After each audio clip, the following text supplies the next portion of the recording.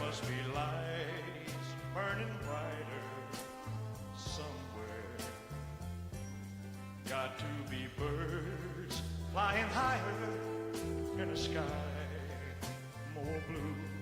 If I can dream of a better land where all my brothers walk hand in hand, tell me why, oh why can't my dream come true?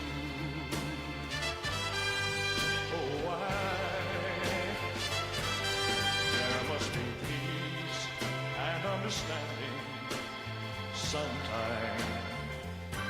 Strong winds of promise that will blow away the doubt and fear. If I can dream of a warmer sun where hope keeps shining on everyone, tell me why, oh why won't that sun appear?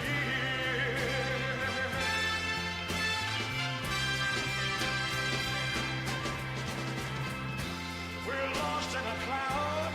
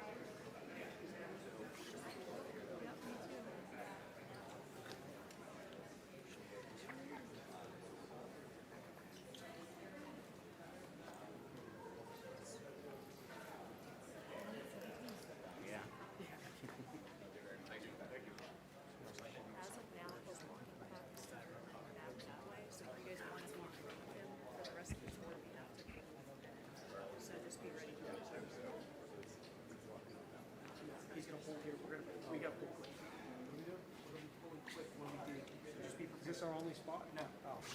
We're gonna walk back this way, so just be ready to try and move in front of him, because if we don't, then we're gonna be behind him the whole time.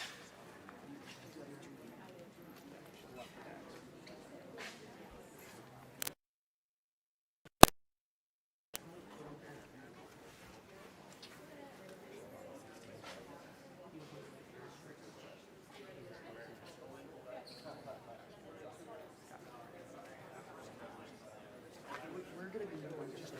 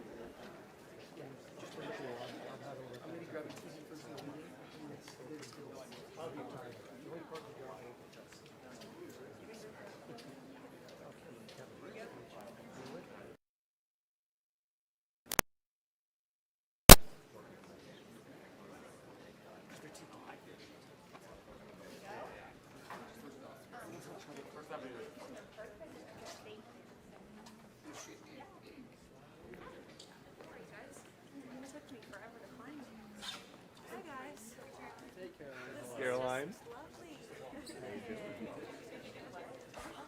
I did get it on Barely. but One drop. I know. I can't complain. One drop. Did y'all get soda? should have checked the weather Not before. ideal. Okay. Yeah, you want to check this? Okay, I'm fine. Okay. What is? Did he break?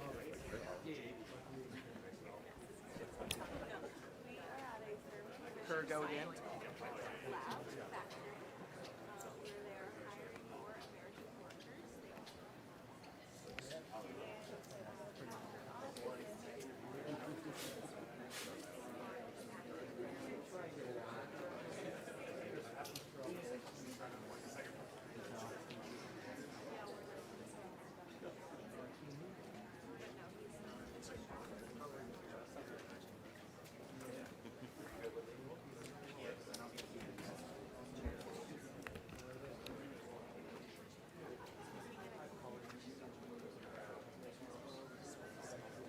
Jordana from North Shore. Make sure this hallway's clear.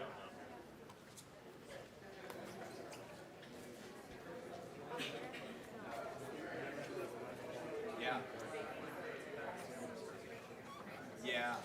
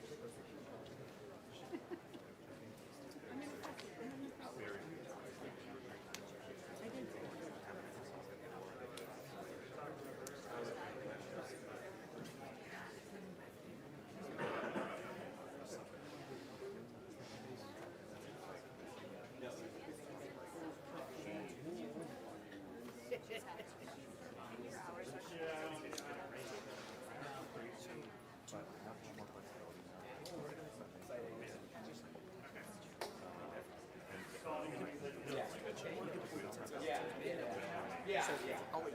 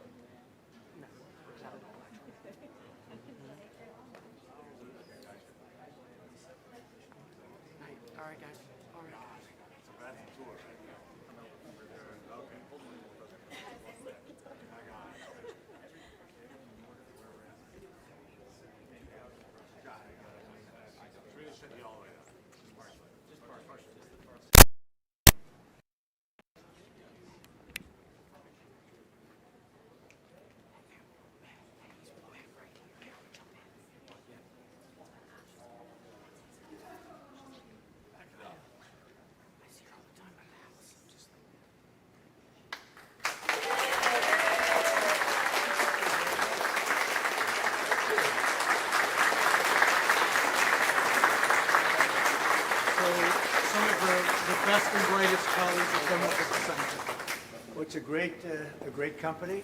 We're just talking about how the expansion's going, and a lot of expansion because of Trump, I have to say. But I think the 1 year depreciation is great. 1 year expensing, everyone loves it. And we did a little excursion. We had to take this little few weeks of excursion, but it's been incredible. Our military is unbelievable, the job they're doing. I would say, to put it mildly, way ahead of schedule. We've knocked out their Navy, their military in all forms. We've knocked out just about everything there is, including their leadership. Twice. We knocked out twice their leadership, and now they have a new group coming up. Let's see what happens to them. But 47 bad years we suffered with them, not only us, the rest of the world. And we're doing our job. So we had to take an excursion, but it's doing well. The market's holding up well. I figured we'd be hit a little bit, but we were hit probably less than I thought, and we'll be back on track in a pretty short while. Prices are coming down very substantially. Oil will be coming down. That's just a matter of war. That happens you can almost predict it. I would say it went up a little bit less than we thought. It's going to come down more than anybody understands. Do you have any questions, Peter? Yes. You just said it is a little excursion, and you said it is a war. So which one is it? Well, it's both. It's both. It's an excursion that will keep us out of a war, and the war is going to be. For them it's a war. For us, it's turned out to be easier than we thought. But think of it, they had thousands of missiles, 7,000, 8,000 missiles. We got many of them before they got to launch. They have drones all over the place. We got many. Now we're knocking out the drone plants, as you know, going fast.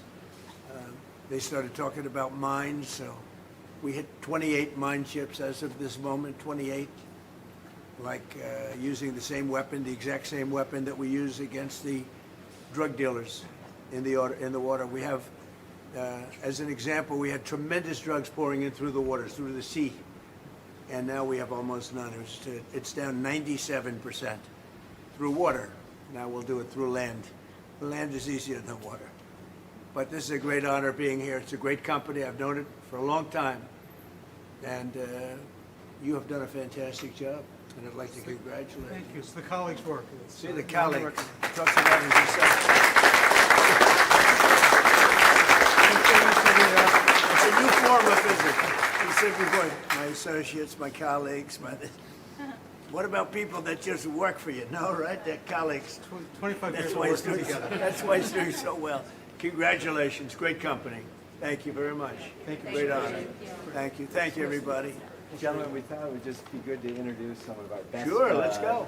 people in our team and have you have a chance to say hello to Well, each of them. let me have a picture with them. How about Yeah, that? that's great. Come on, Peter, take a picture. Come on. Let's go. Let me get alongside of some really good-looking people. All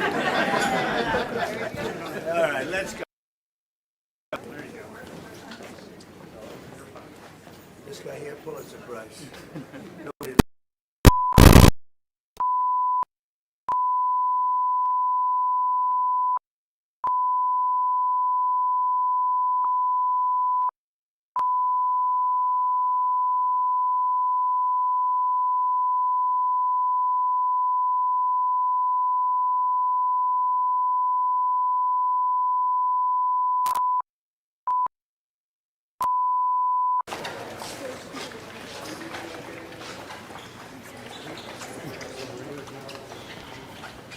Everyone, I need everyone to take steps back against the wall, please.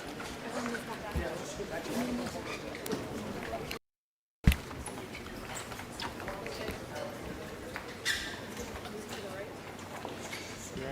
You good, David? Yeah.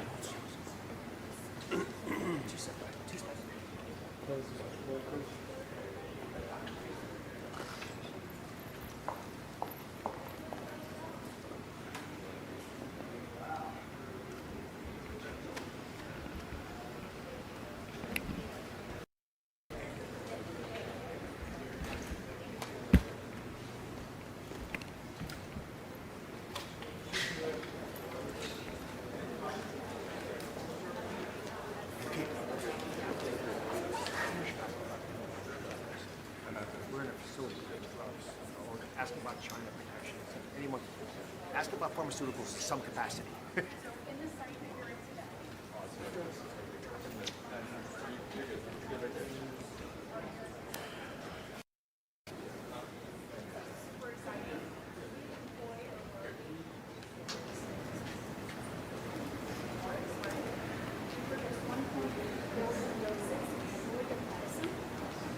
Around 70% of that production goes to the US. You might say that to them.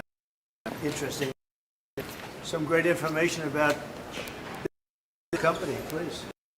We produce 1.3 medicine, and over 70% of that goes right here for space patients. We have a variety of therapeutic areas, cardiovascular, oncology, diabetes, that we at the site. When products are difficult here, which means effective of the tech piece and the workforce that we have in Cincinnati. We are right And we're around taking this away from a lot of countries from all over the world, from medicine and other things, and sometimes they're not doing a very good job of it. And sometimes they put us actually at risk, and we're taking that away. Actually, we'd like to thank you for that, for the reshoring efforts. We produce 1.3 billion, and we are actively working with 2 customers. Merck is one of them for a key profile product, reshoring back to this facility. Boehringer Ingelheim is another. We produce 1.3 billion. Between these 2 opportunities, it will nearly double the manufacturing for this facility. So we really appreciate the work that you're doing. And they're coming in, Merck as an example, they're building many factories, Pfizer, Lilly. They're all coming in building many factories, but they're up here faster. And at some time in the future, they'll probably be doing a little bit of what you're doing, maybe a lot. But in the meantime, they can get here a lot faster by using this great company and other companies like this, but this great company, right? Thank you. Good job. Thank you very much. The other thing I would add is we are deeply invested in the community here in Cincinnati. We focus on all of our employees live here. We raise our families here. We're focused on job development here. We partner with local universities as well as trade. In this facility, you have everything from high school graduates all the way to PhDs. Al and I are both examples of a co-op program right out of university. Thermo Fisher very much develops talent. And I spent 3 summers in the Queen City. Do they still call it the Queen City? Yes, they do, sir. In the Queen City, and it was a great experience with my father. I was very young, and we had a little apartment house here, a little complex called Swifton Village, Yep. and it worked out very well, so it was good. It's always good to get off to a good start, right? We got to do a good start. If you don't do a good start, it gets a lot more difficult. But it was a great experience. I love Ohio. And Kentucky we're going to also, you know. We love Kentucky. And we won them both by a lot. I think we can, absolutely without question, we can say by a landslide. And it's great to be back. Thank you. It's great. Thank you very much. And Dr. Oz is here, one of our real stars. Mr. President, do you want to share with our buddies at Thermo Fisher about most favored nation pricing and why this is so important to our country? So in the whole world, we were paying the most for drugs. We were paying more than any other nation by far. And I don't mean by a little bit, like double, triple, quadruple. I use it just as a basic example. A pill that would cost in London $10 could cost $100 in New York. And through a lot of talent and Dr. Oz too, and some of his people, they're incredible. But I dealt with countries and with the pharmaceutical companies. And pharma was pretty easy because they thought would never get it approved by the countries. So they said, well, we're going to be okay with it, which they weren't. But in the end, they were. They were fine, really good. But in the end, I used some very strong negotiating talent to get every single country to almost immediately approve. I threatened them with tariffs. I said, look, if you're not going to do this, you're going to take your medicine from $10 to $20, and you're going to bring us from 100 down to 20. So we're going to be now the lowest, tied for the lowest anywhere in the world. We take the lowest, and that's where we are right now. We went from the highest in the world to the lowest in the world. And I think it's the biggest thing with medicine of pricing. And you're a beneficiary of that, and it's made a big difference. But it's a big difference for people that aren't paying the $100, they're paying now 20. They go from 100 to 20. And a country, France or one of the countries, will go from 10 to 20. And they said, we're not going to double our price. And I said, yes, you are. I said, no, you're not. And they said to me, look, what are you going to do? I said, I'm going to put very substantial tariffs if you don't do it. And they go into effect tomorrow morning. And they said, like we said, we're going to do it. And it was pretty amazing. Nobody can believe it all happened. And I guess other administrations tried, but they're not that competent, or they didn't try at all. I would say mostly they didn't try. I don't even think they tried. But we took it down by 60, 70, 80, 90%. And nobody's ever, there's never been a thing. In 28 years, medicine's only gone up. And we brought it down by, in many cases, 80% more.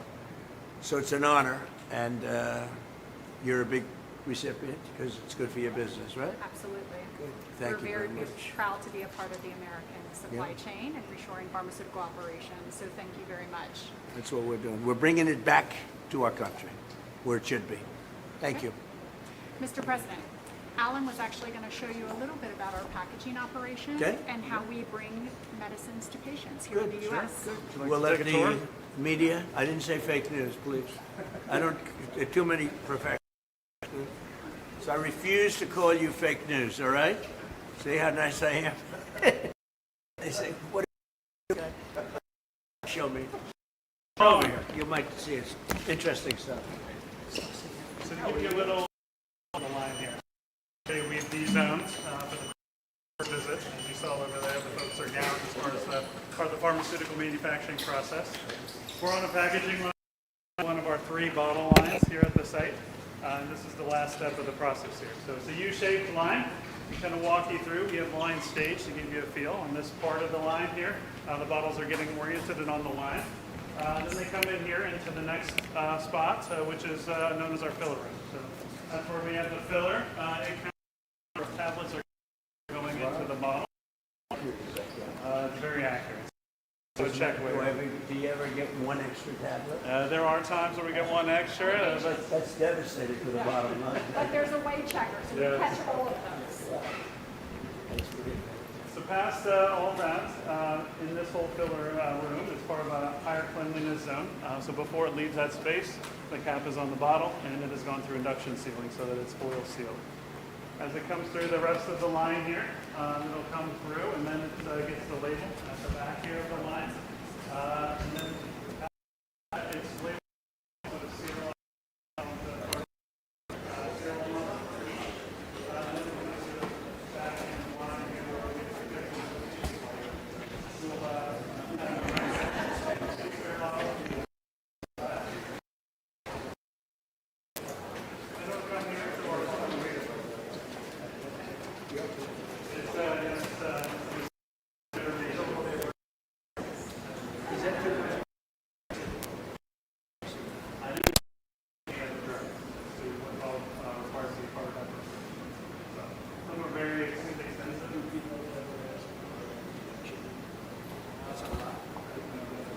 Reduction in PIs.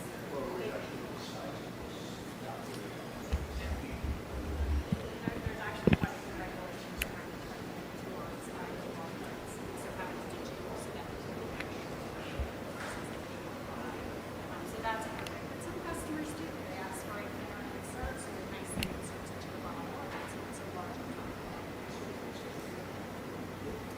And the last steps here is it goes through a bundling station, so you can see an example of that. It'll then get packed into the shipper, where it is then closed up onto the pallet. That's the whole process. So as we package each batch, then they'll go through the final release processes from our quality systems here, and then on to ship it to our customers. Great, big, beautiful companies. Really good. The best. 2000. Yeah, that's fantastic. Mr. President, before we move on, would you mind taking a photo with me?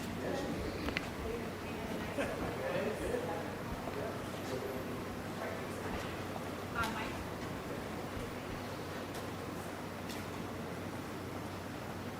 Did you get Straight up. Thumbs up. Got it?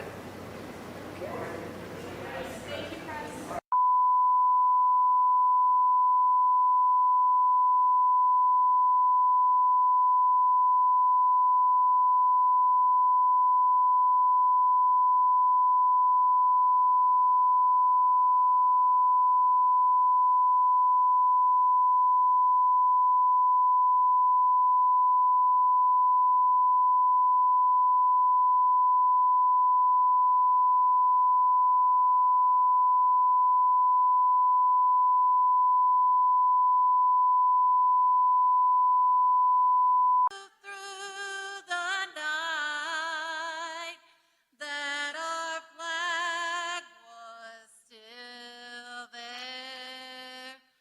Oh, say does that star-spangled banner yet wave o'er the land of the free and the home of the brave.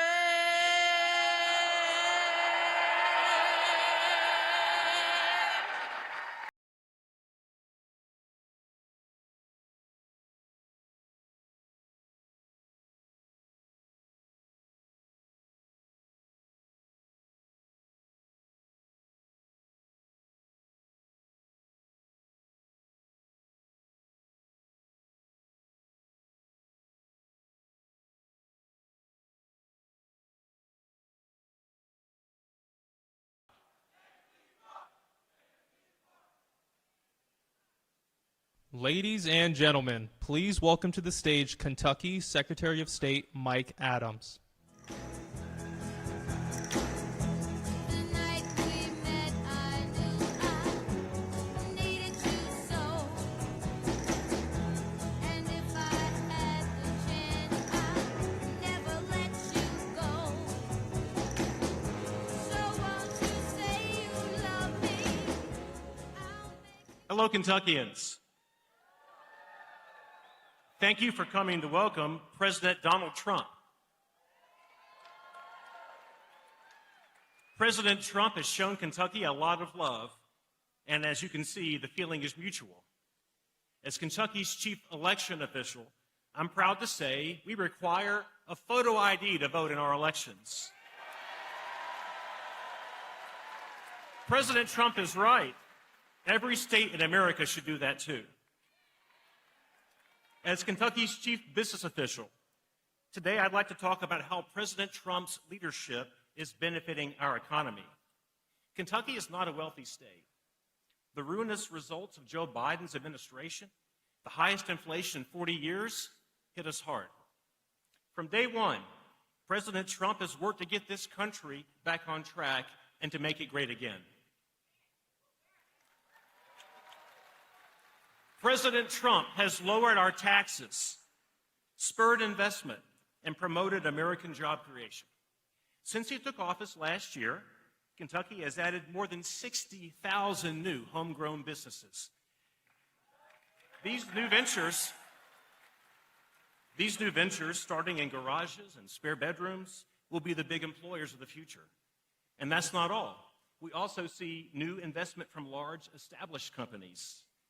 Apple alone has committed $2.5 billion to cover glass production in Harrodsburg.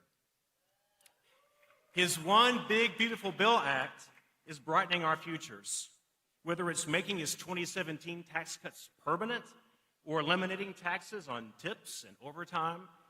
President Trump always puts working people first, and that helps us here in Kentucky.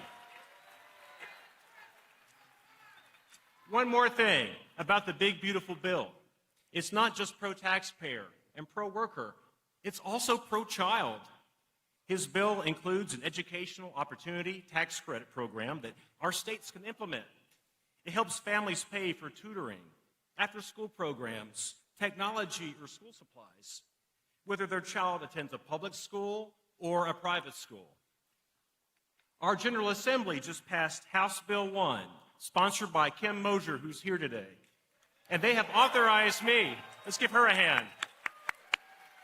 They have authorized me to direct this program for our state, and I'm so proud. I look forward to helping our kids get a better education thanks to President Trump. Now, our governor made big promises for education when he ran for office. But on his watch, test scores have gone down, not up. For leadership on education, we don't look to Andy Beshear. We look to Donald J. Trump. Kentucky is so grateful to President Trump and so glad to have him here. Thank you so much for coming. Thanks a lot. Thank you.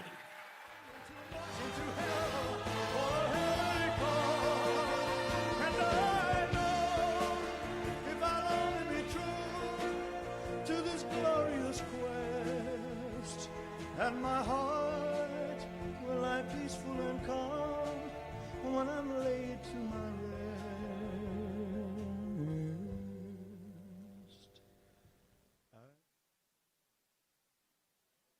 Ladies and gentlemen, please welcome to the stage Kentucky State Auditor Allison Ball.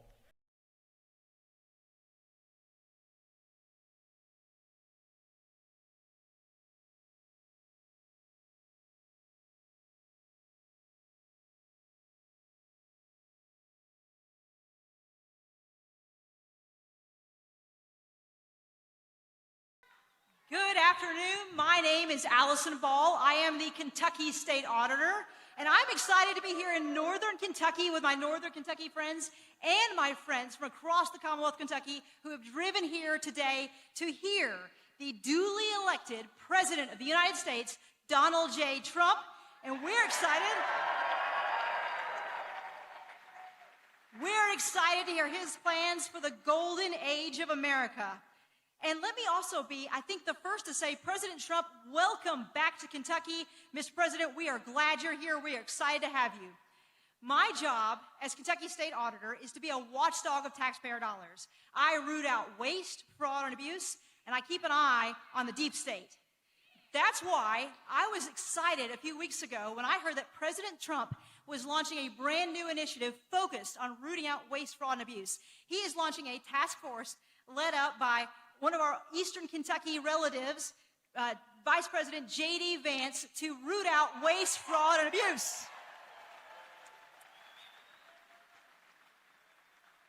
This initiative is particularly important for Kentucky because I keep an eye on Governor Andy Beshear, and for the last 2 years, my office has uncovered over $1 billion in waste from the Beshear administration. I want to say that again. That's $1 billion of your money. For example, Governor Beshear's administration wasted $836 million of Medicaid funds. How did he do that? He did it when he failed to remove people from Kentucky's Medicaid rolls who had moved away from Kentucky. They were no longer Kentucky residents. He also failed to remove people who, in fact, had actually died. If you want to hear more, Governor Beshear's administration has allowed ineligible immigrants to obtain Medicaid benefits. Last year, the Beshear administration failed to prevent multiple people from using the same Social Security card, the same number, to receive Medicaid benefits.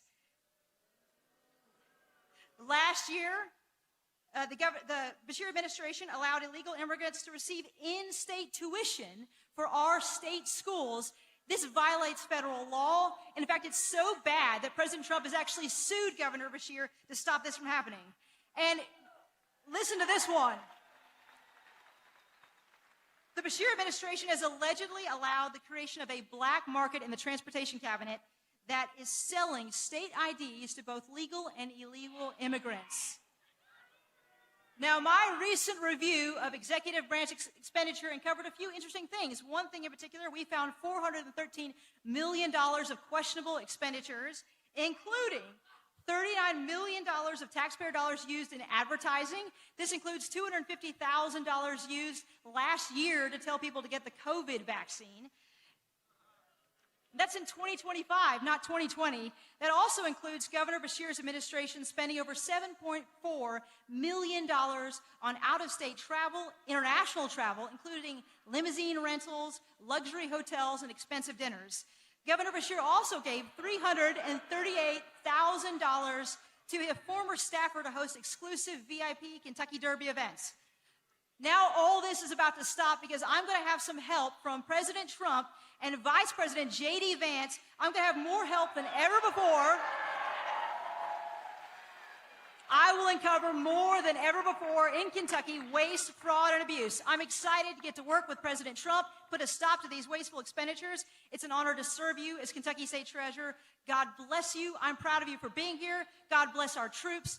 God bless Kentucky. And God bless America. Thank you very much.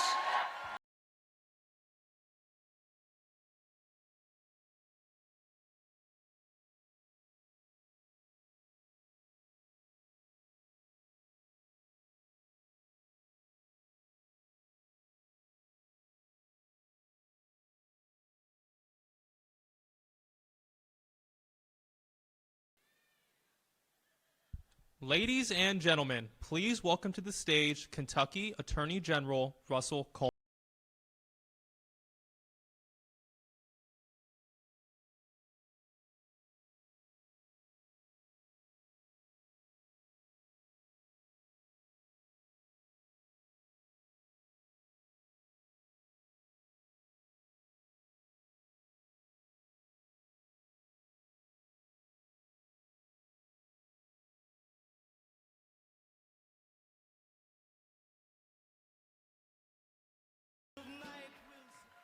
Hey, I know, slow walk, but slow walk up song. Little Toby Keith, I would have made it up here a little faster. I had planned on thanking you, looking across this room and thanking you for being here to support President Trump. But friends, I look at this audience, I look at this crowd behind me, and it would have taken a lot more than long lines and rain to keep you from being here to welcome President Trump to Kentucky.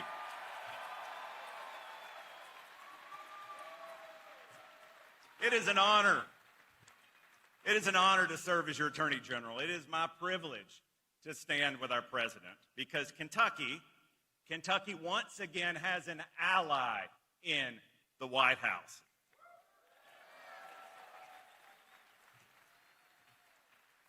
Common sense is finally back in our Commonwealth. Now, you know this because I'm speaking to so many friends of this president. We're welcoming him to a state where we stand united for what matters, for the safety of our families, for economic opportunity, and for freedom.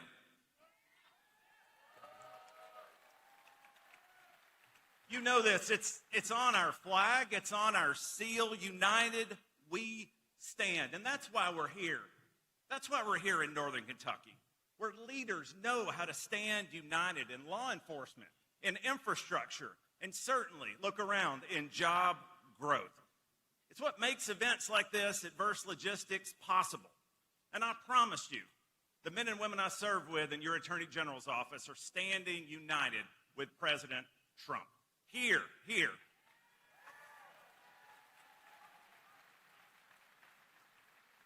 Here in Kentucky, we have ended Washington Democrats' Green New Deal and unleashed American energy dominance.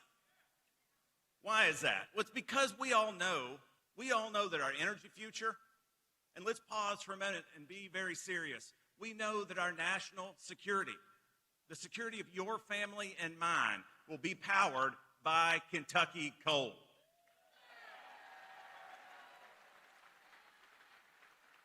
And I will tell you something I'm especially passionate about. We are standing united with law enforcement at the federal, state, and local levels.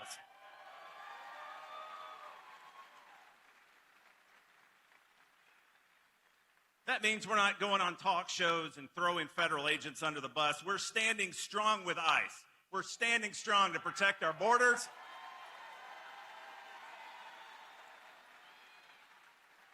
We're standing strong with our brothers and sisters in ICE to protect our borders, to keep deadly drugs and violent criminals out of this country and this Commonwealth. And we are fighting the threat of online exploitation that's targeting our kids. This is one of the most dangerous items in your home and mine. It's why we're suing Roblox. It's why we're going after TikTok.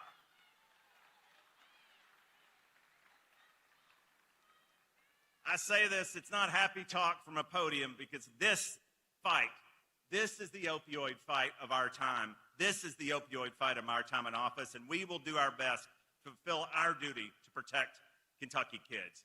And speaking of those that are doing their duty, ladies and gentlemen, oftentimes at events like this, those that make the events happen, those deputies and special agents that were standing in the rain last night, those men and women that will be out there on the roads when we're home safely in our beds tonight, do me a favor.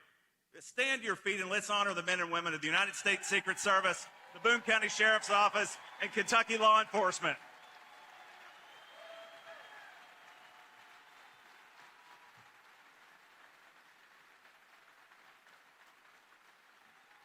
They deserve it, my friends. Thank you for the opportunity to serve, and thank President Trump for standing with us to protect our families.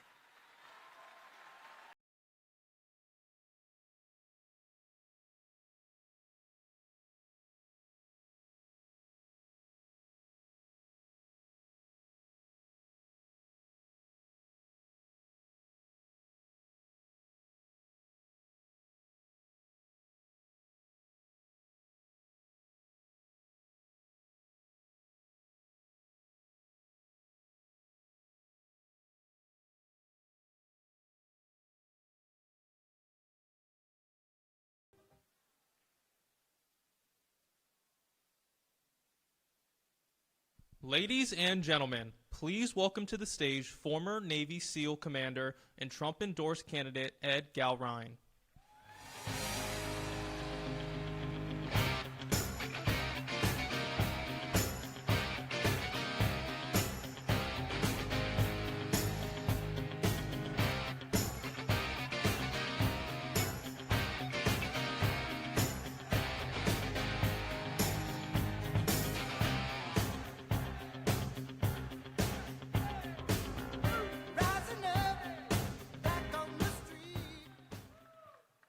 Thank you, folks. Please take a seat. I want to thank y'all for being here. I'm honored. I'm going to tell you something. It's a long way from a family dairy farm to standing before you here today, and that's not by mileage. Thank you. Before I start, let me ask you, are you excited to see President Donald J. Trump here today? What about that State of the Union? What about that State of Union? I thought so. My name's Ed Galrine, and I'm honored to be endorsed by our president, Donald J. Trump, to be your congressman for Kentucky District 4.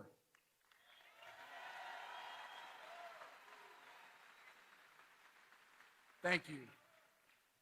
I'm a career Navy SEAL officer. Actually was a captain. That's an 06, but that's okay. The paperwork gets mixed up. Army Ranger, combat veteran, family farmer, most importantly, a proud parent and grandparent. You don't want to know how many Girl Scout cookies I bought. My family's farmed in Kentucky for over 100 years. That's my identity.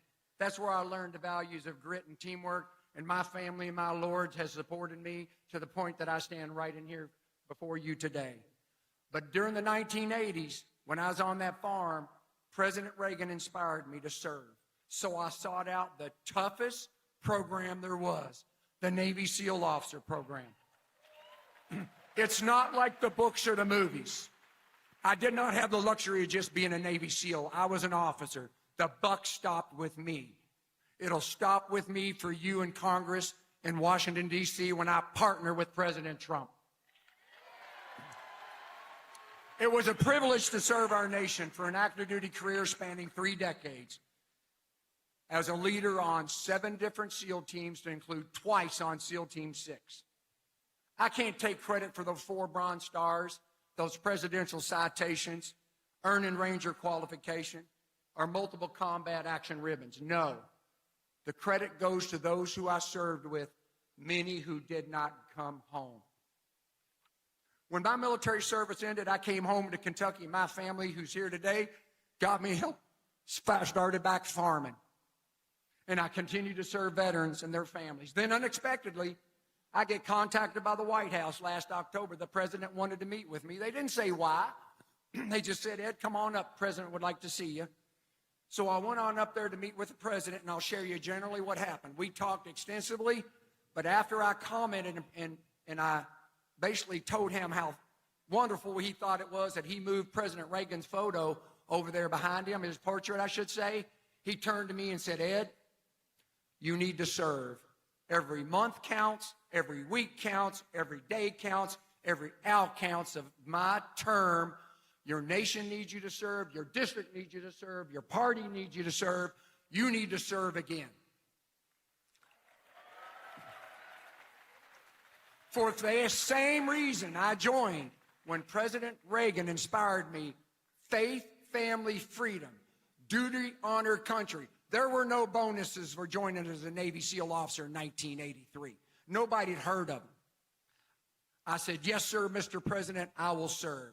I commit to you, as I stand here today, that I will stand shoulder to shoulder with President Trump, courageously, with our Republican Party, to enact the agenda we voted for and fight the Democrats and their sympathizers like Thomas Massey, who seek to undermine him and destroy our nation. Thomas Massey has failed the voters of this district time and time again. He is Misrepresentative Massey.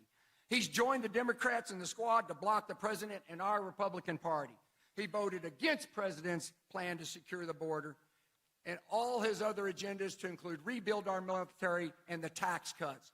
And now he's even leading the Democrats to block the president while we are engaged in combat actions to save our nation and the world from the Iranians to get a nuclear weapon. While we have troops in harm's way. Unforgivable. Unforgivable.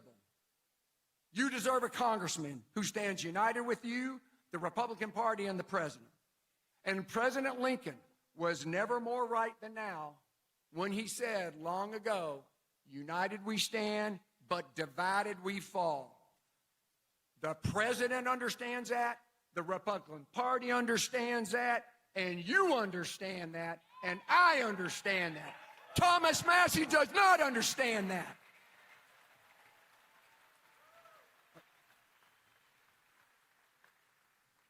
But that duty and obligation now rests with you to keep us united against those who act to divide our party and destroy our nation, like Thomas Massey. And that obligation resides with you on Election Day of 19 May. I'm Ed Gowron, and I'd be honored to be your champion in Congress for Kentucky District 4 and partner with President Trump for our agenda, our families, and our future. Thank you. USA! USA! USA! USA! USA! USA!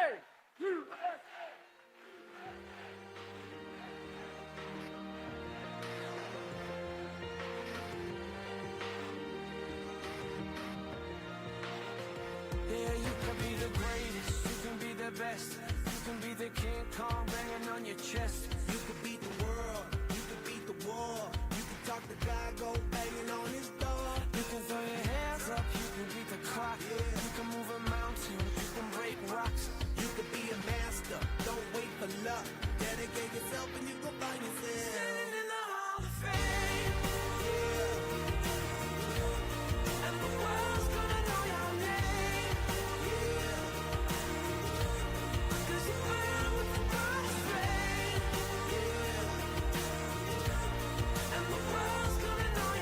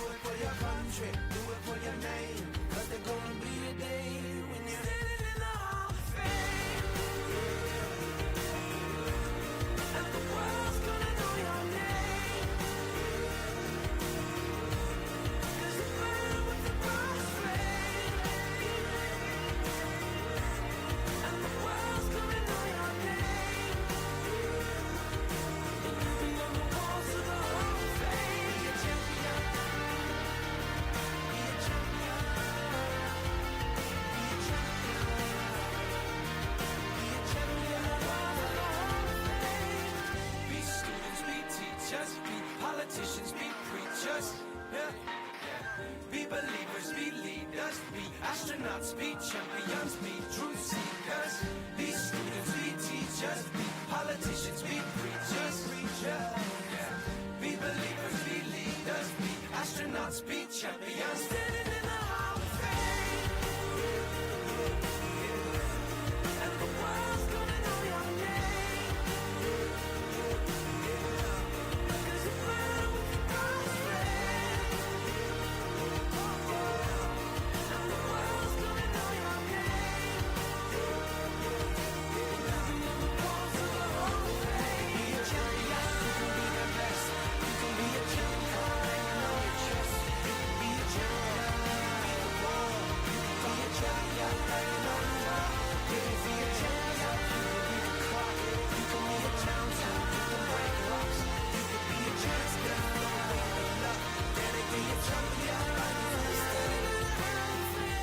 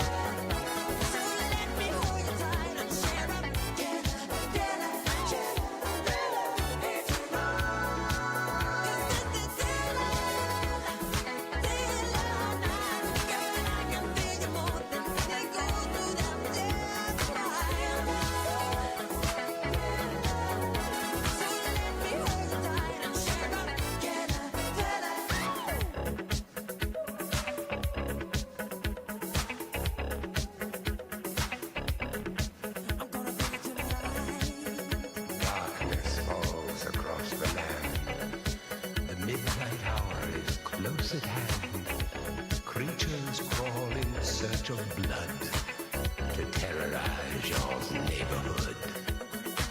And whosoever shall be found without the soul for getting down must stand and face the hounds of hell and rot inside a corpse's shell.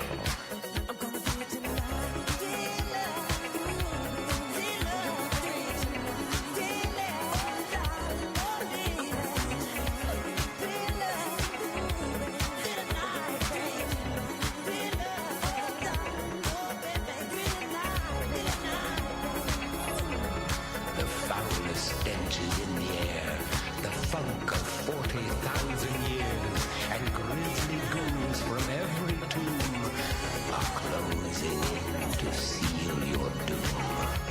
And though you fight to stay alive, your body starts to shiver, for no mortal can resist the evil of the thriller.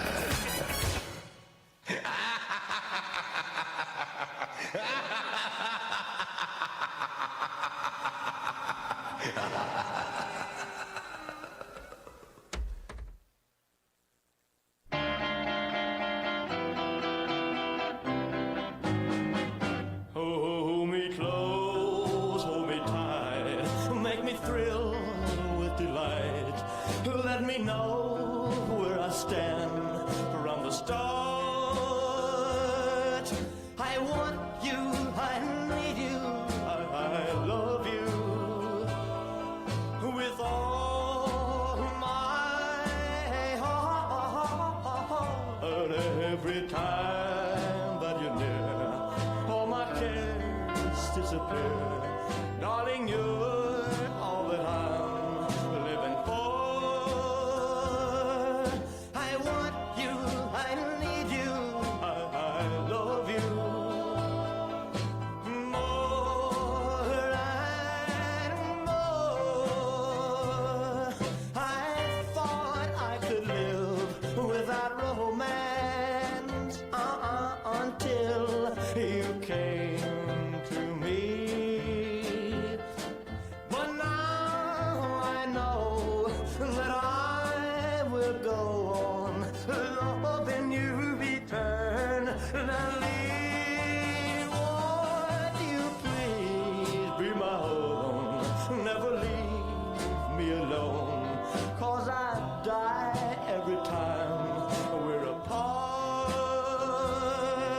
I want you, I need you, I love you with all my heart. Well, I thought I could live without romance until you came to me. But now I know that I will go on loving you eternally.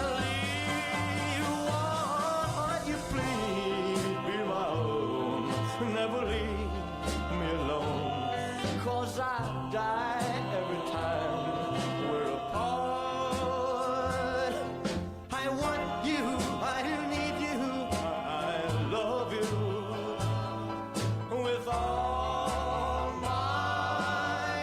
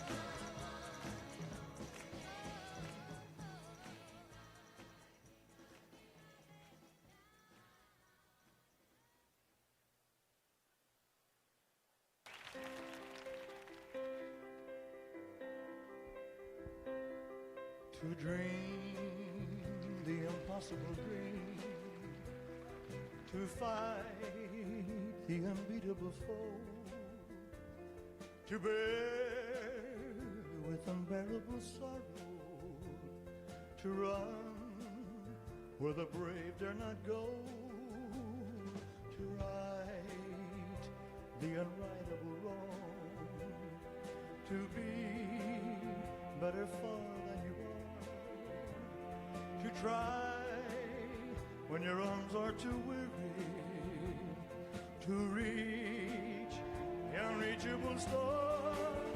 Oh, this is my quest to follow that star, no matter how hopeless, no matter how far, to fight for the right without question or pause, to be willing to march into hell for a heavenly cause.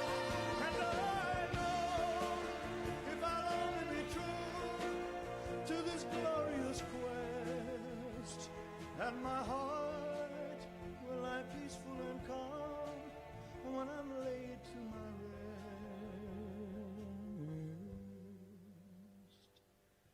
And the world will be better for this, that one man, scorned and covered with scars, still strove with his last ounce of courage to reach the unreachable star.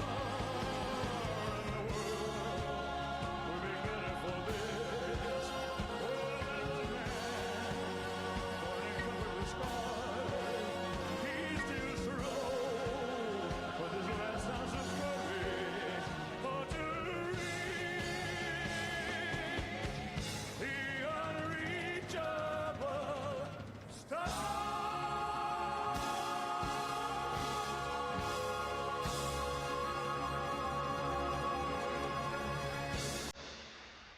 Thank you very much.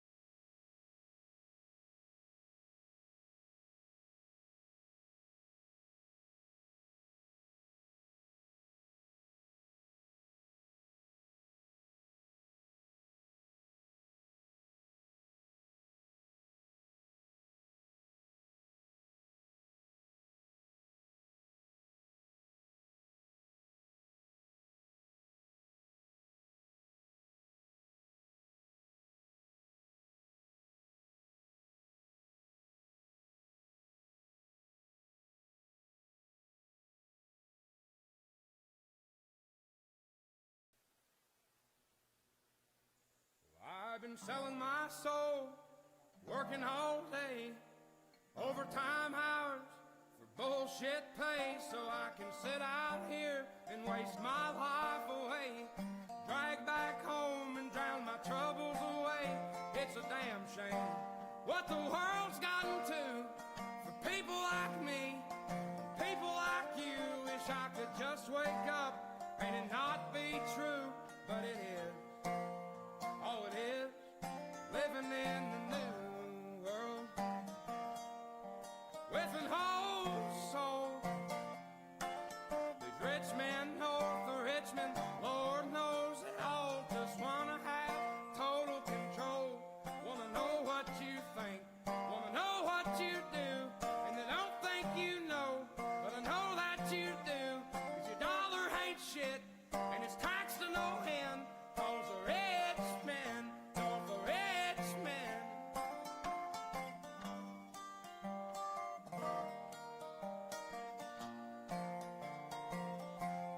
I wish politicians would look out for minors, and not just minors on an island somewhere. Lord, we got folks in the street, ain't got nothing to eat, and the obese milking welfare. Well, God, if you're 5'3" and you're 300 pounds, taxes ought not to pay for your bags of fudge rounds. Young men are putting themselves 6 feet in the ground, 'cause all this damn country does is keep on kicking them down. Lord, it's a damn shame what the world's gotten to for people like me, people like you. Wish I could just wake up and it not be true, but it is.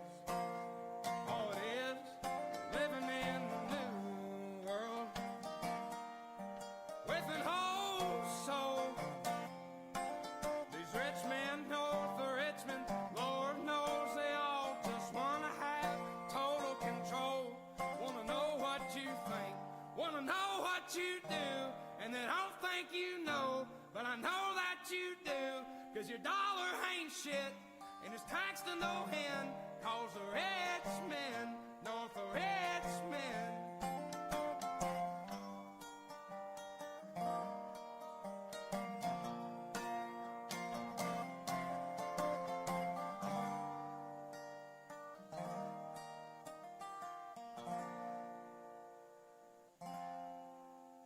I've been selling my soul, working all day, overtime hours for bullshit pay.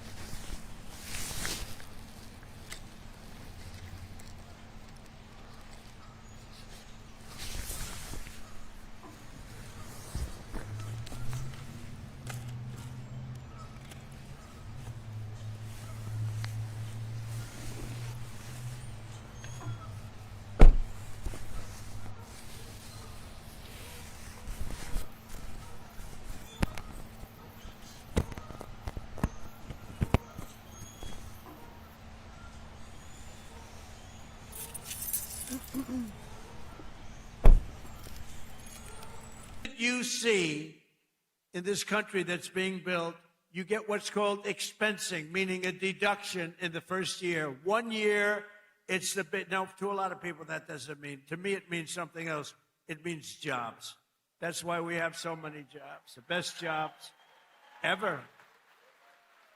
Perhaps most importantly to the workers here today, I'm pleased to report that the great big beautiful bill also delivers no tax on overtime. Whoever thought that was going to happen? That means every extra hour you work, your overtime pay is now 100% tax-free. You have no tax. Remember that when you go and vote, because the Democrats want to end it. So you take home 20 or 30% more to those beautiful children or whoever the hell you're bringing it home to, okay? I don't know who you're bringing it home to. I don't want to know. That's not my business, although it could be interesting. After so many years of politicians who sold out the working men and women of our country, we finally have a president who puts American workers first.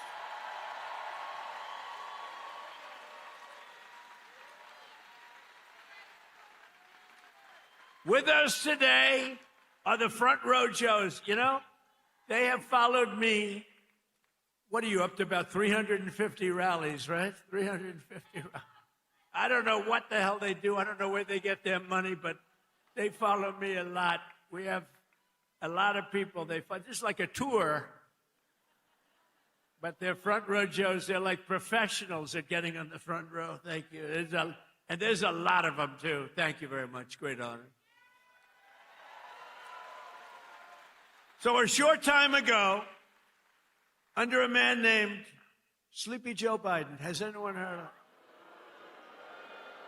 Has anyone heard of him? How about Barack Hussein Obama? He went to Jesse Jackson's funeral. He spoke, and it was like a political hit job. And the family of Jesse Jackson got angry as hell at him because they understand they hated each other. You know, he was there. But I loved watching that. That was so. The family goes outside and they start screaming at him. A short time ago, under Biden and his allies in Congress, we were dead as a doornail. We were a dead country, I'll tell you, and it looked like we weren't going to come back. Now we have the hottest country anywhere in the world. This is the hottest country anywhere in the world. Most powerful military. The stock market has set 53 all-time record highs since the election, all time. And the typical American's 401k is up by almost $35,000 since I took office. And in 4 years, Joe Biden got less than $1 trillion of new investment into the United States. So think of this. $1 trillion over a period of much less, over a period of 4 years. We got $18 trillion. And Jake Paul knows what that means. $18 trillion in 11 months, because they haven't calculated the 12th month. So we have 18 trillion in 11 months. Say in a year, what difference does it make? Compared to substantially less than 1 trillion in 4 years. You would say they didn't do a good job, Jake. I didn't ask Jake who he voted for, but I don't think it was Kamala. I don't think so. I think your whole reputation would be shot if you said, oh, I voted for Kamala. That would be the end of your whole career, Jake. But here in the heartland of America, you're already seeing the results of what we've done. I just came from Thermo Fisher Scientific in Reading, Ohio, right across the way. the great American company that's investing $2 billion in domestic manufacturing, all because of what we've done with the tariffs and with the deductions and all of the other things that we've done. Ford Motor Company, and by the way, we have more jobs in terms of construction. We're building more factories now in this country than at any time in the history of our country. More factories are being built.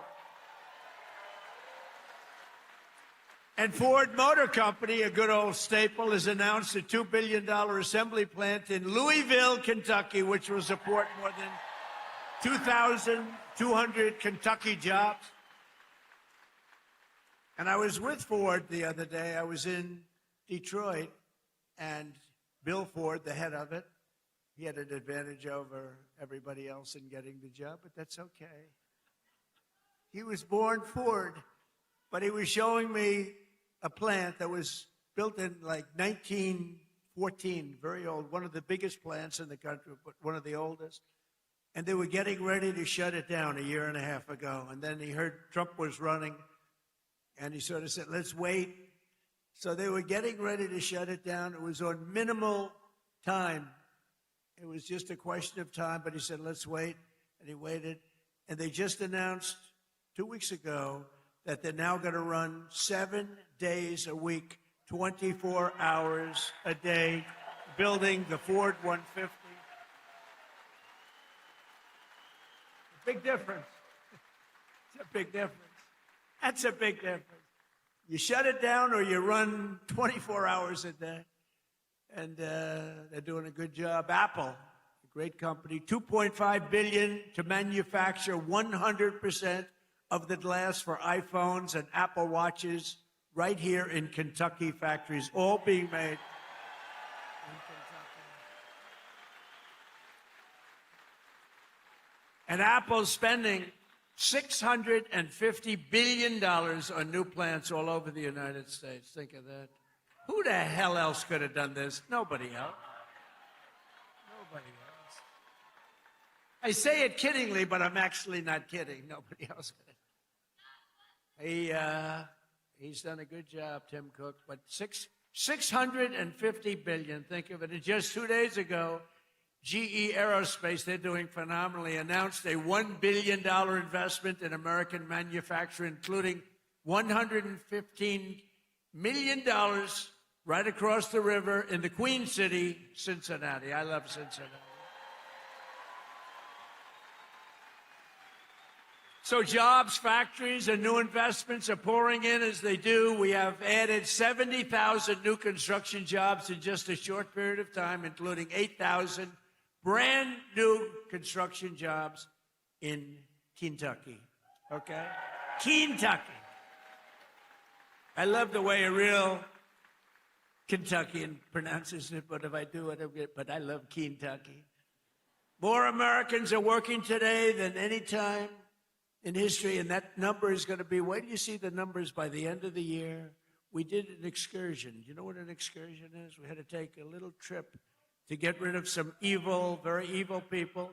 It should have been done for 47 years. They've been killing our people.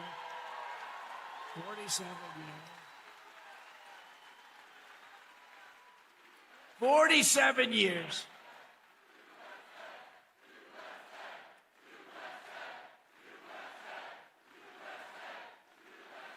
And I can only say this. They were all prepared. They're very strong. You know, they're going to try and take over the whole Middle East. They were going to knock out Israel. They don't know what the hell hit them, right? They don't know what hit them. They got hit by the American military. They don't know. They say, what the hell is happening? They didn't expect anything like this. To bring down energy costs for American workers and families and businesses like this one, we ended the Green New scam. You know the scam? Greatest scam in American history. Well, maybe the election results of the second election were. I would say what was the greater scam, the Green New scam or the 2020 rigged election? I would say the 2020. I think the election. I think the election, but what difference? But the main thing is, we said, get out and vote. We're going to do it again. And we're going to make it too big to rig. And that's what we did. We got the highest vote in history. We didn't need that big. We made it too big to rig. We terminated the insane electric vehicle mandate where you were mandated. And I like electric cars. I think they're great. I like Elon. I said, Elon, look, not everybody wants an electric car. And I like him, and it's a great product, everything, but they have to have, we ended the mandate. We ended the mandate. Now you can have gasoline, you can have hybrid, you can have whatever the hell you want, you can have electric. They wanted you to buy an electric car by 2030.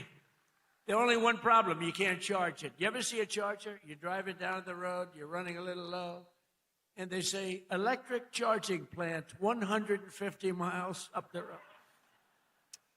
That's a bad feeling.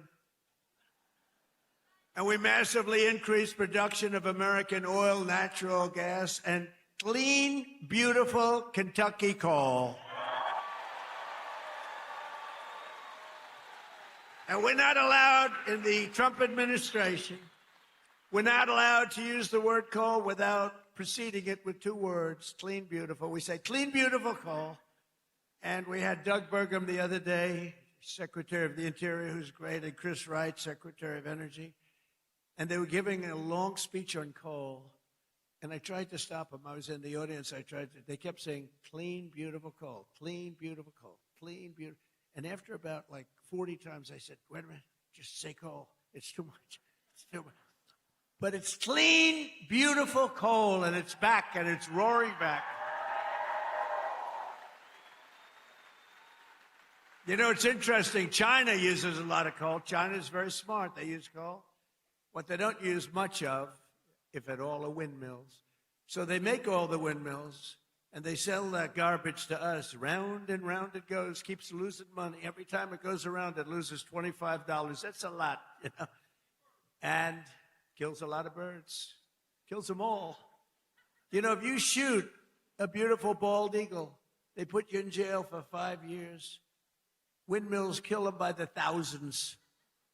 Okay, figure that one out. Last year, I took action to save 74 coal power plants from crushing restrictions and regulations that were putting them out of business, that would have forced them to shut down, including 4 plants we saved right here in Kentucky. And some of the people that work at those plants are here with us now. It's very powerful, and it is now with modern equipment, clean, beautiful, but it's a very powerful fuel. It's very powerful. And if it wasn't China and some of these other big behemoths would not be using it. They use it because it's powerful, very, very powerful. The wind, you know, you're watching television and you want to watch, and your beautiful wife, our First Lady, says, I'm sorry, darling, you can't watch tonight. The wind has gone down and we have... But I want to watch myself on television. I want to watch myself debate. He says, I'm sorry, darling, we have absolutely no energy. There's no wind tonight. What a scam. That's a pretty big scam. That's one of the top. I say that's a top 5. It's about 5 that are real beauties. I also announced a lease agreement for $1.5 billion of private sector uranium enrichment facility in Paducah. Paducah. And as we take decisive action to stop the threat posed by the terrorist regime in Iran with Operation Epic Fury.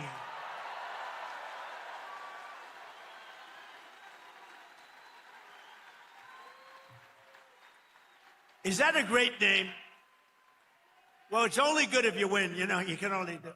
And we've won. Let me tell you, we've won. You know, you never like to say too early you won. We won. We won the bet. In the first hour, it was over. Oh, we won. But they gave me a list of names at general. Sir, you can pick the name you'd like, sir. I said, the name of what? The name of the attack on Iran, sir. And they gave me like 20 names. And I'm like falling asleep. I didn't like any of them. Then I see Epic Fury. I said, I like that name. I like that name. And my administration, as you know better than anybody, is also working to keep the oil flowing. It's flowing all over. We knocked out, they wanted to drop some mines. Very friendly people, mines, so boats blow up. And we knocked out every hour I have to change because they knock them out so fast. I've never seen anything. Think of it. They knocked out 54 ships in 2 days, and they're real ships. In fact, I got angry at my people. I said, are they any good? Yeah, they're warships. I said, why the hell did we kill them? Why didn't we just capture them and use them in our Navy? They said they wouldn't have qualified for that. But I got a little upset with my people. I said, why do we have to knock them? And actually, one of my generals said, sir, it's a lot more fun doing it this way. But we knocked out 58 naval ships. We knocked out their Navy, okay? Let's put it that way. But they also knocked out the mine layers. They call them mine layers. They put mines in the water. Lovely job. Isn't that nice? Blow up ships. And we knocked out 31 of them. And I was very proud of myself. I said, why didn't you use the weapon that we use on the drugs that come in by sea? Do you know that drugs by sea are down 98%?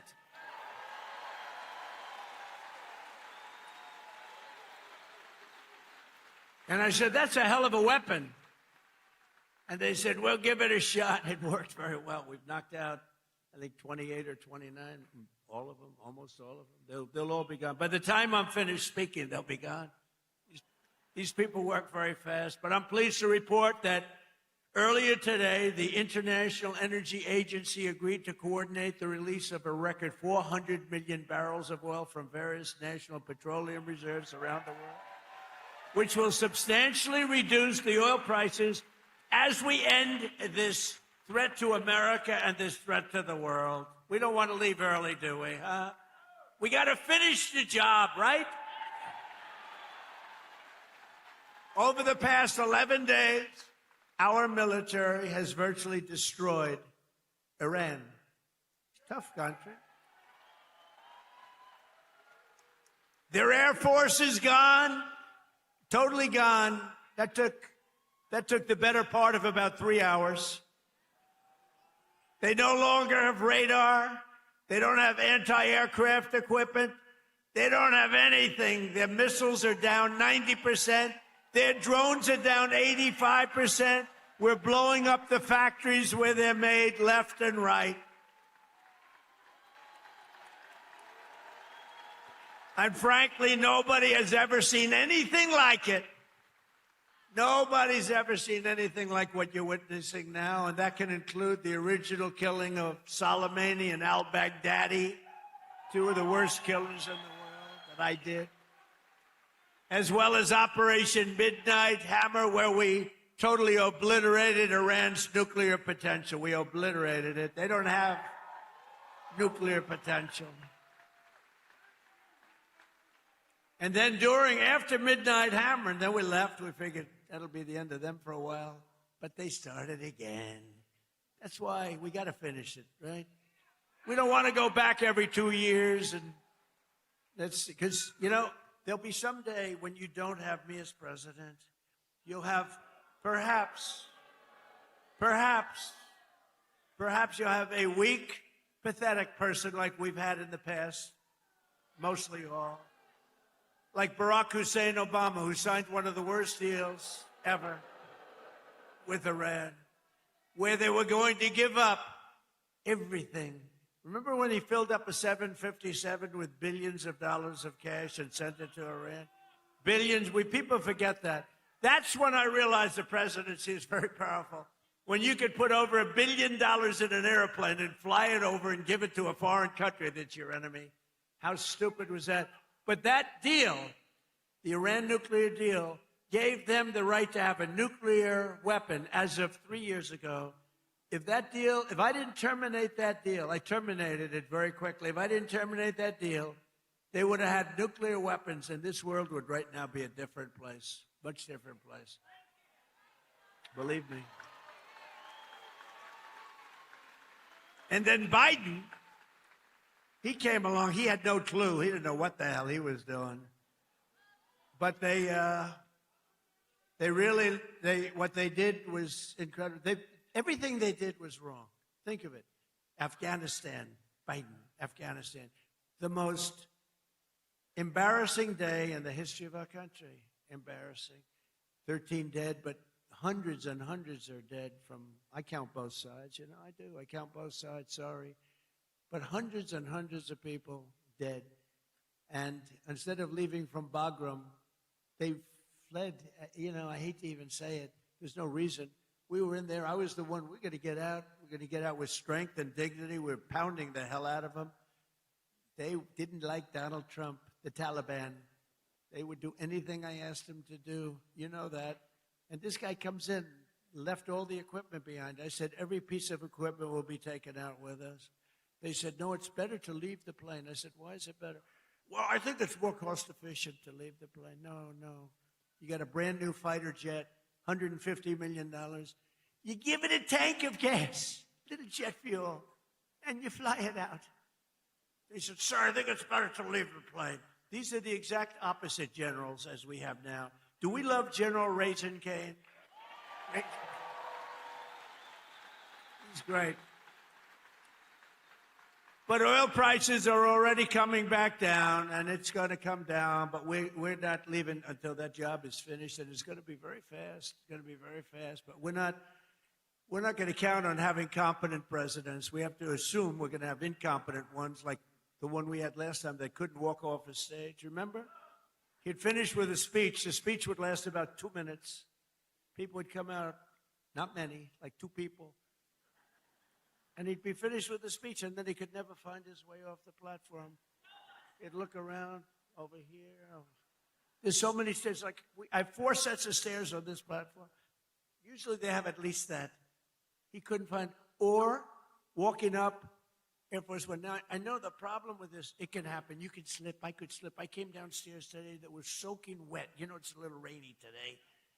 And I have steel stairs, and I'm saying, ay. But I do it very slowly. I grab that thing because nobody cares if you set a speed record. The only thing I admired about Barack Hussein Obama, which was nothing actually, but the only thing is the way he bobbed down. Remember, he'd bob. Hey, you talk about unpresidential. He's bobbing, and I couldn't believe that he made it without at least a noticeable major fall. But Biden was the opposite. Biden couldn't even walk up the stairs. He fell 3 times walking up the. And the world watches that, and they don't like seeing it, although they actually do like seeing it, because they say, what the hell is going on? Or when he fell at the Air Force Academy, right? And the general was standing there, could have caught him, but he didn't want to drop the paper that he's holding in his hand. So Biden went down for the count. Now, we have a country now that's respected, and we don't play games, and we have the greatest military, and it's so nice to see. It's so nice to see. And they want to get back in office for the midterms, and you can't let them. Did you see that they went to Munich, right? You saw that, right? You saw Gavin Newsom. He admitted that Gavin Newsom. So I think his career is over, okay? Let's get off the teleprompter. Do you mind if I get off the teleprompter for a couple of minutes? Because this is, I have these great speechwriters. I drive them crazy because half of the time I'm not. But Gavin Newsom, in an interview,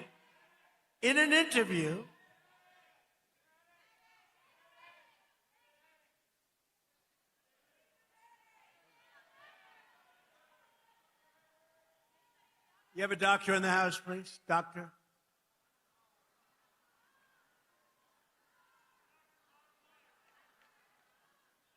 Yeah, take your time, please.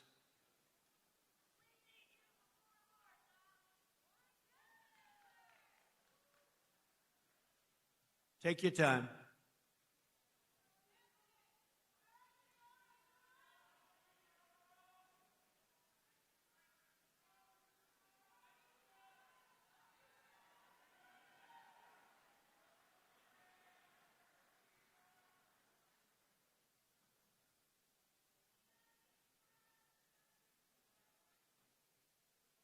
We have all the time. These are great people. They wait so long, hours and hours. They're great people, right? We have all the time, right?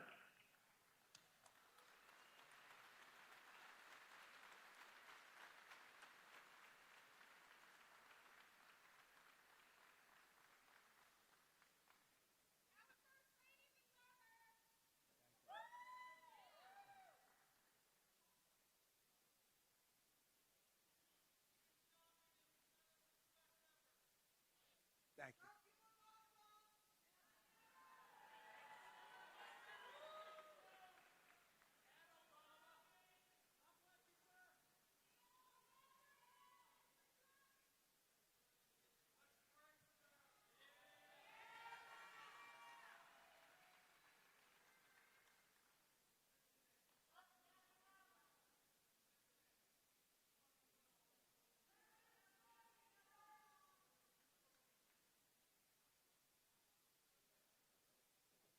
First responders are incredible, by the way.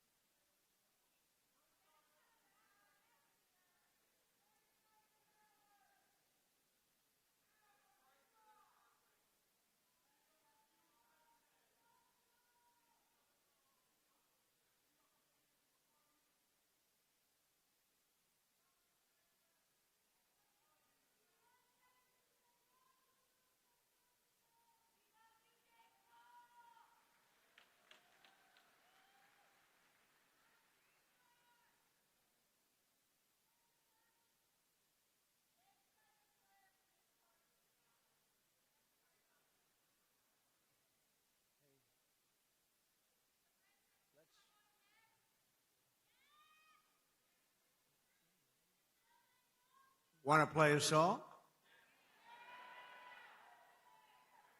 Do you think the people backstage are listening to me?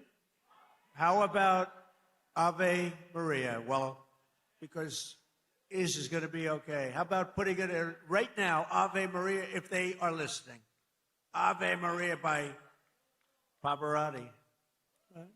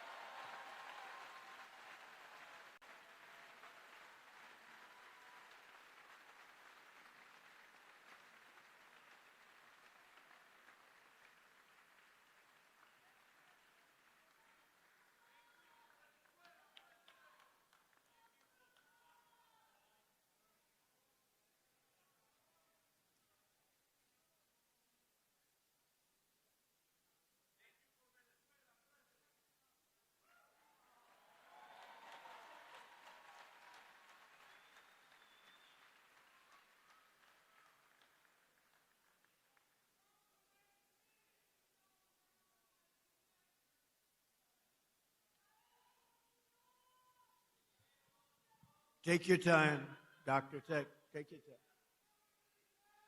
She looks great. She looks great.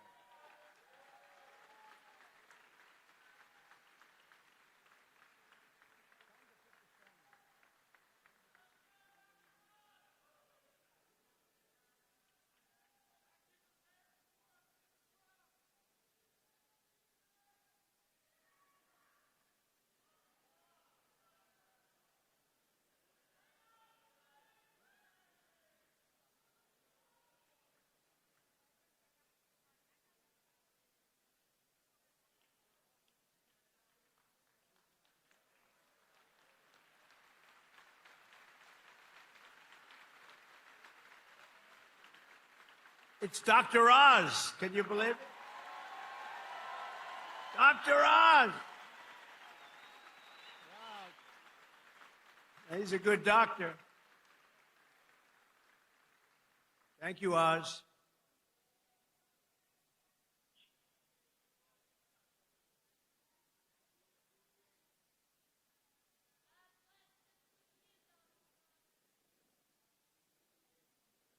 Thank you, everybody. Great job. Thank you.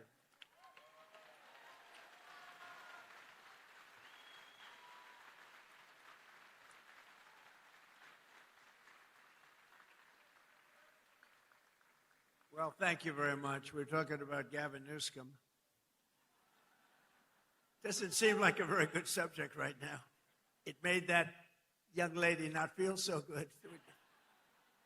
Anyway, he admitted he has mental problems, that he's not a smart person, that he has a mental lack of ability. He's unable to read a speech. He can't read. And all of the other things he said he has a lot of mental problems. And I was attacked by a reporter that said, well, what's wrong with that? I said, nothing's wrong with it.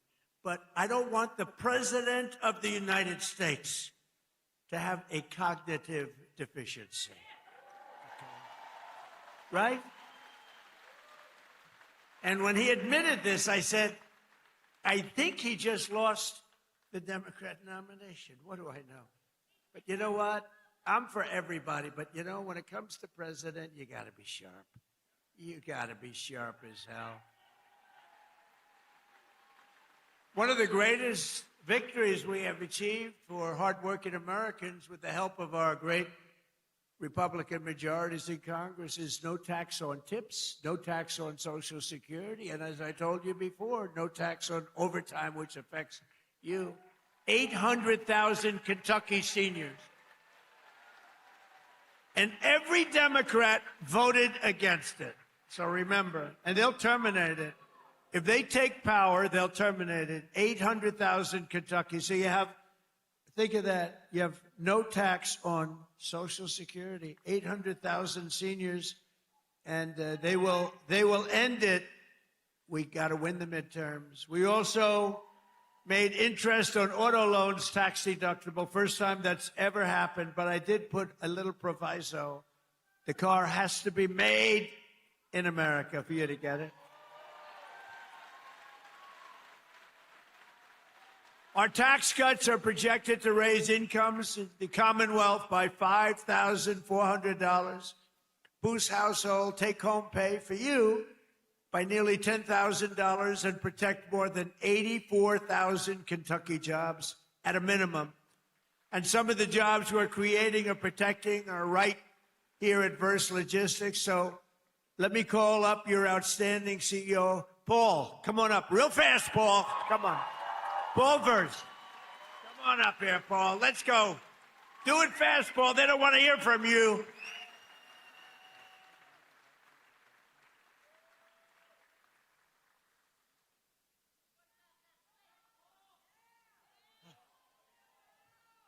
I wish I could have gone before him, Mr. President. Thank you, President Trump. Thank you for allowing me an opportunity to share our experiences, how your economic policies and the one big, beautiful bill have positively impacted our employees, company, and family. As mentioned in your earlier comments, the no tax on overtime will greatly benefit our employees, producing an average of $1,400 additional take-home pay per year per person.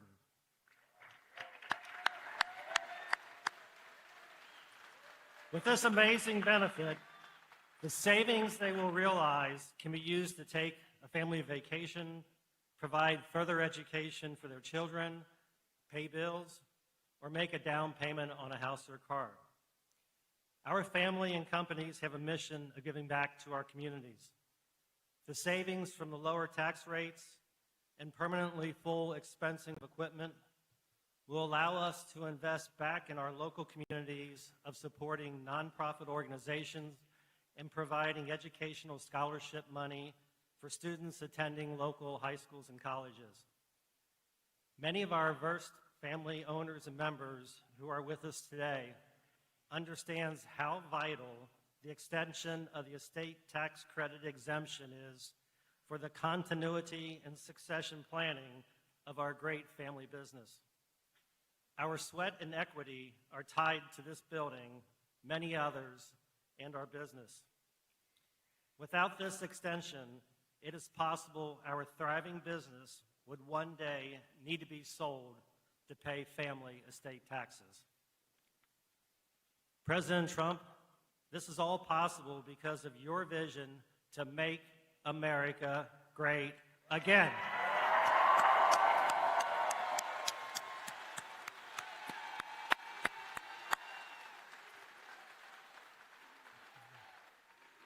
On behalf of our family, company, and employees, we want to take this opportunity to welcome you to Northern Kentucky and the Cincinnati region.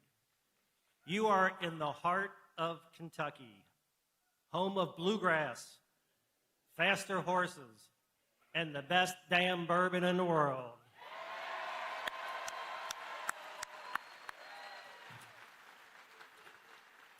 You are in Trump country right now.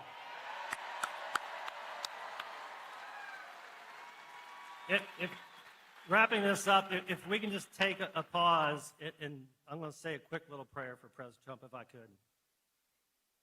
May God bless and keep you healthy and safe. And may God bless our beloved United States of America and everything it stands for. Thank you, President Trump.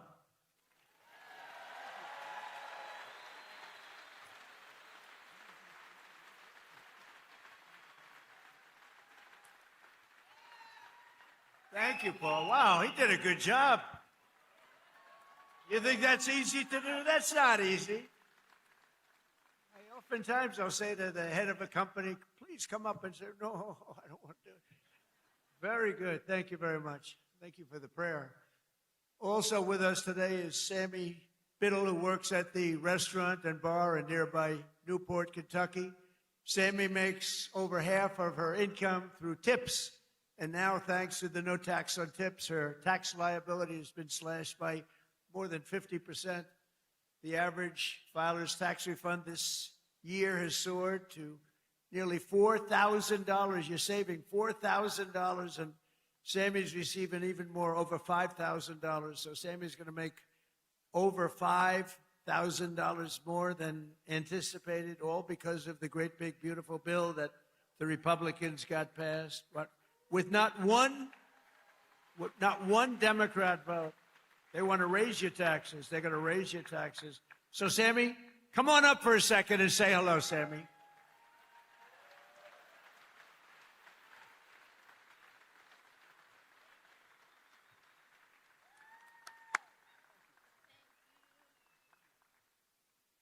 Thank you, Mr. President. Oh, there we go. Hello, everyone. My name is Sammy Biddle, and I am a general manager and bartender at a local distillery in Newport, Kentucky called Pensive Distilling. And like most servers and bartenders, a big portion of my annual salary comes from working double shifts and tips. A big dream of mine has always been to save up enough money to buy a nice piece of land and eventually build a home on that land. And this year, due to our president's no taxes on tips and overtime policy, I got more year-end taxes back than I ever have, which has helped me get that much closer to my American dream. Thank you, Mr. President.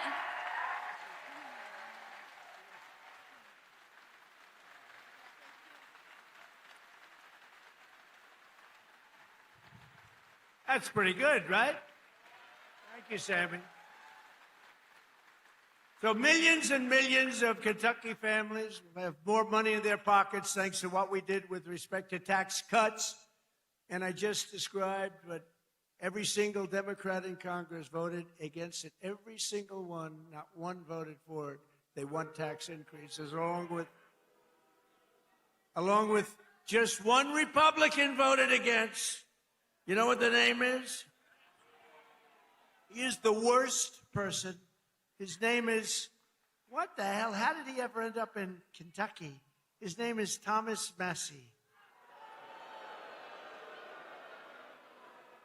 How did he ever end up here, Paul? Anyway, no, Massie voted against tax cuts for seniors. He voted against tax cuts for overtime workers. And he voted against tax cuts for earners, tip earners.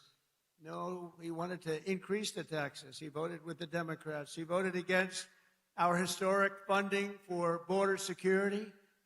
He voted against border security, where we took the worst border in the history of our country and made it the best border in the history of our country in 2.5 months. He voted against it. And he voted against eligibility verification for welfare recipients. Nobody has to be eligible. Just pick up whatever you want. The people in this room don't like that. Thomas Massie also voted with the radical left Democrats in Congress to keep the federal government shut down during the open border crusade while our military went without pay. He voted for our military not to get that pay. And now Massie, he's the worst. And I don't say that. I never hit a guy like this. The guy's the most. We call him Rand Paul Jr. He votes against everything. But at least I like Rand a little bit. Can't love a guy that votes. I got him elected twice. If I didn't endorse him, he was not going to get elected. Do you remember that? I came and I did a little rally, and Rand votes against us all the time, too. But at least he's okay. I wouldn't say the greatest. And now Thomas Massie is attacking a great Navy SEAL hero. This is a real hero, Ed Galrine, who's running against him in the primary. You know why? Because he's not doing right for our president. He didn't want to run for office. He's a hero. He's a farmer hero. He's a tremendous war hero, but he's a farmer right here. He's like central casting. I said, this is the guy I'm looking. I wanted just give me somebody with a warm body to beat Massie. And I got somebody with a warm body, but a big, beautiful brain and a great patriot. He's unbelievable. And he did it because he said he's disrespecting our country. He votes against everything. And Ed became an independent a few years ago because he was so angry at the way the Republican Party was operating. And I don't disagree with him. Other people did too. But then Ed came back, and he came back strong because I got involved. And he came back stronger than he ever was. And now he's all the way, he's in this party and he's in it. And he said, I came back because of the strength and wisdom that Donald Trump displayed. And I appreciate that. That's a nice, I think I'm going to use him in an ad. I think I'll use that statement. I'm going to use that statement in an ad. Strength and wisdom. I put wisdom in quotes because I didn't say it, he did. But many people have joined and rejoined our party, but Massie did not because he only votes no. He just votes no. Doesn't matter. I could give him the best things in the history of a Republican voter, and he'd vote no. There's something wrong with him. It'll be interesting to see what he does with the Save America Act, which is very simply, I think he has to vote for it, but he's a nut job, so you never know. All voters must show voter ID. 98%. That's 98%. All voters must show a little thing called proof of citizenship in order to vote. Right? Right, Paul? Paul agrees. No mail-in ballots except for illness, disability, military, or travel. You're away. You can't get there. We'll be generous. And then I added two things. We call them best of. You know what they are? Best of Trump. These are the best of. No men in women's sports. 99%. That's 99. and no transgender mutilization surgery for our children. That's it. That's it. And I think we're going to get it approved in the House, and I hear the Senate has a hard time. How can you have a hard time with that? How can you have a hard time? But Massey wants to vote no, but on this one he may be forced. I mean, how can you do it? So I just want to say this. Thomas Massey is a disaster for our party. He comes from a state that I won by a landslide, got the highest vote in the history of your Commonwealth. The highest vote. I got the highest vote. That means the people like me, and I love them. I love them.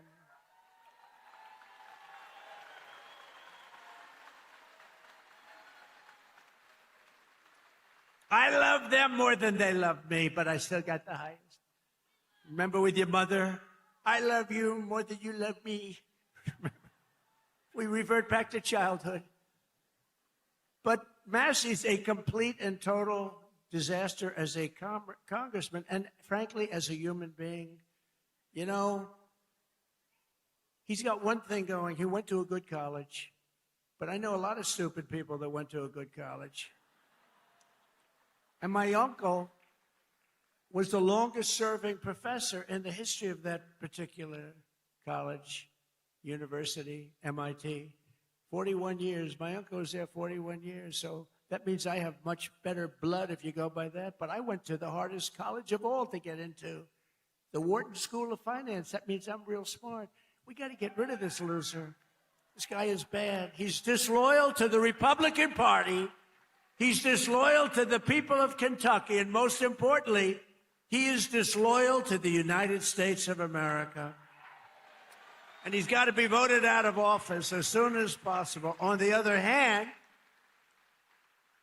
Ed Galron has my complete and total endorsement. He's a true American hero, and he's a great patriot, and he's doing it because he saw what this guy was doing to our country, and he said, I'm going to run.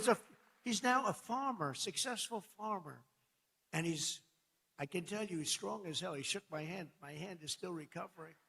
Sir, I'd like to shake your hand. Absolutely. Holy mackerel. I didn't tell him that, you know. I'm telling him now officially. Ed, would you come up for a minute, please?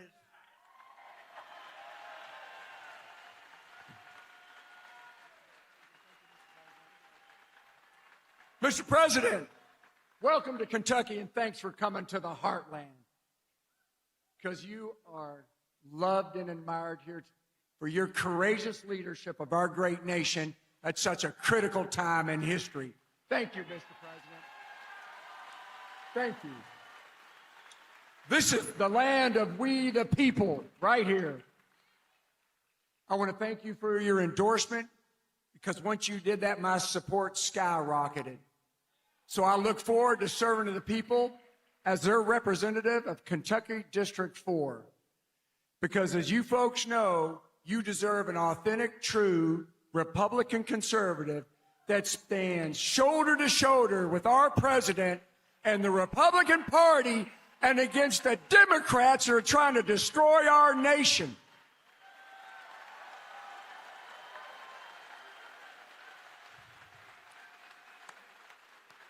USA! USA! USA!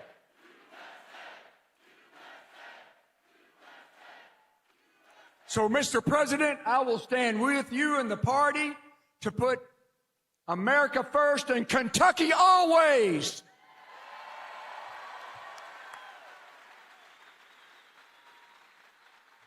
Mr. President, I hope the fake news gets this. Tom Massey stands with the ladies of The View. Tom Massey stands with the ladies of The View.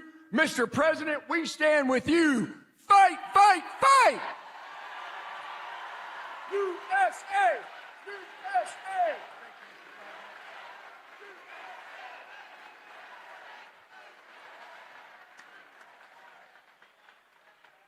I'm telling you, that is the greatest candidate. You know, I've done this before, not quite as violently and miserably as this one, but I just can't stand this guy. But I've had some candidates that weren't great. They'd get up, they wouldn't talk well. And I'm trying to beat like an incumbent bad congressman, senator, somebody. I do it all the time. If somebody's bad, I try and get him out of office. I should just leave it alone. My life would be a lot easier. But I have usually candidates that don't have what it takes. This guy is unbelievable. He is central casting. Just elect him. You're going to have no problems with him. Thank you. Ed, thank you. Unbelievable. That's great. He's a good man. With us today are some of the amazing warriors who, unlike Massey, stood up for the working people of this Commonwealth, this great group of people, the people that built the nation, including a wonderful man who's been with me all the way, Congressman Andy Barr.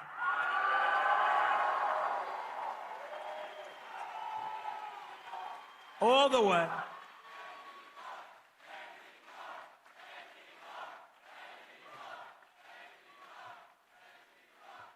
He's a good guy and a warrior. Also with us is a senator who came from really behind. He really didn't have a good chance of winning. The guy was a longtime senator, Democrat, he's terrible. He's running again, he's terrible.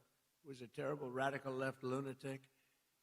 But Bernie Moreno did some job on him, and he won the race, and it was amazing.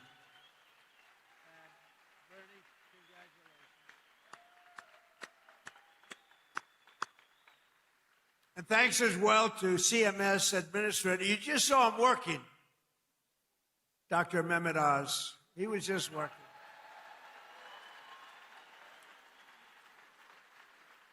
Thank you, Dr. Oz. Director of the Center for Medicare, who's an incredible guy, helped us so much with the reduction in drug prices that you got, the biggest reduction in history. Chris Plump. Your state attorney general, Russell Coleman. Russell, thank you. Thank you, Russell. Good job. A wonderful Secretary of State. We have a good one in Washington, too. Marco. Do we like Marco? I think so. Your Secretary of State, Michael Adams. Thank you. Thank you, Michael. State Auditor, Allison Ball. Thank you. These are great people, and I've gotten to know them over the years. They're just incredible people. State Treasurer, Mark Metcalf. Thank you. Thank you, Mark. Great job. Your former Kentucky Attorney General, Daniel Cameron. Daniel. Thank you. Thank you, Daniel.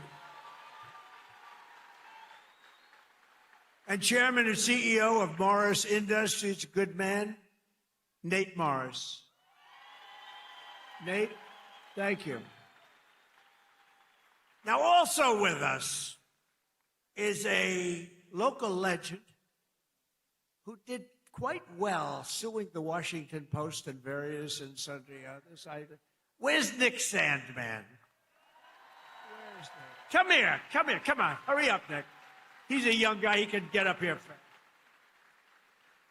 Guy walked away with a lot of money. They did a number on him. He said, we're not going to take it anymore. I love these guys. Nick, wow. Become a big celebrity, too. Nick, say a couple of words, Nick. We love Nick.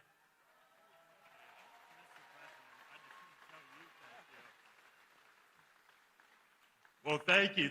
And as I just said, really, the only thing I can say is, Mr. President, thank you.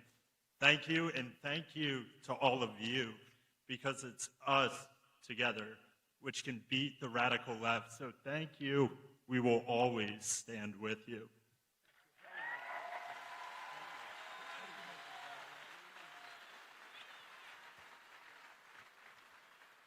I watched that whole thing unfold, Nick, and I said, that guy is getting scammed. And you know what? he scammed them because what he did was pretty amazing. Him and his group of friends. He had good, loyal friends, Nick, and that's great. I loved it. I loved watching what he did. And another one who's this guy is a piece of work. He a very tough cookie. But instead of fighting like a guy his own size, he fights a guy who's like 70 pounds bigger, who won, he's like a two-time Olympian champion. He's this massive guy. And my friend is a guy named Jake Paul. And I said, and I'm watching, I didn't realize there was a slight size variance, like about 7 inches and about 70 pounds.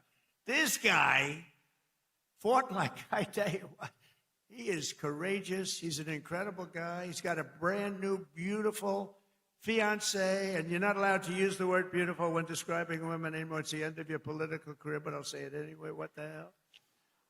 She's beautiful. She just won the Olympic gold medal. Where's she? Where's Utah? She gold medalist. Boy, I tell you, she's strong. That means she's strong. You better be careful.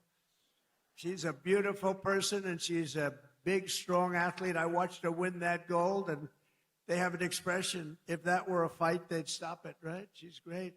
But Jake Paul is a great guy, and, you know, part of the deal is he said, do you mind if I do an interview with you? I said, Jake, I'm the president of the United States. I don't do interviews. Look at Joe Biden. He went 2.5 years without doing an interview because he was shot. But he was shot 30 years ago, too. He was no good. But I said, Jake, I'm president. How can I do your local podcast? But his local podcast is big stuff. And he's big stuff. Jake, you got to come up. Come here. Come on. You got to come. This guy has guts. And he walked out with a broken jaw. Anyway, this was not the greatest fight. But you know what it showed? Lots of courage. Come here, Jake. Say a few words. These are your people. Yeah, what Mr. Trump has taught me is courage. You know, we never back down from a fight, even if they're much bigger than you, much, much bigger than you. And I feel all the local Kentuckians feel the same way. You guys have that fight. You guys have that swag. There's a lot of young kids in here. The future of America. I grew up just a few hours away from here, and my dad taught me to fight. And all of our voices matter in America. And I'm never afraid to speak the truth, and I know you guys aren't. We are here representing the United States, and it's just a blessing. Thank you, Mr. Trump. We need more factories like this thriving all over the country, and I know he's going to be the one to bring that here to us. I know God is with us. I know he wants us on the right side of history. And everyone here has to do their part. And God's got us. Trump's got us. God bless. Love you, Kentucky.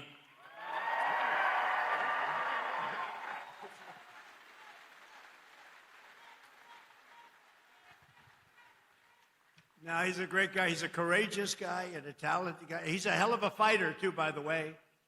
And I just want to say, I'm going to make a prediction that you will be, in the not-too-distant future, running for political office, okay? And you have my complete and total endorsement, okay? No, that's what we want. He's an incredible guy. A lot of courage and smarts. So in 4 long years, Joe Biden and the radical Democrats in Congress gave us the worst inflation in the history of our country, driving up prices all across the board. They left us a mess. In 12 months, my administration has driven down core inflation down to the lowest level in more than 5 years. And in the last 3 months, inflation was less than 1.7%.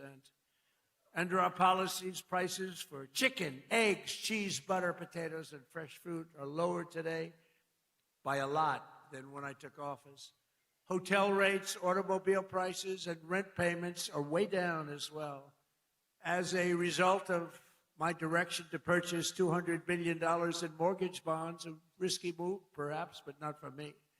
Mortgage rates are now the lowest in more than 5 years, and the annual cost of a typical new mortgage is down almost $5,000. And to help our Great citizens afford their American dream. I recently signed an executive order to ban large Wall Street investment firms from buying up single-family homes.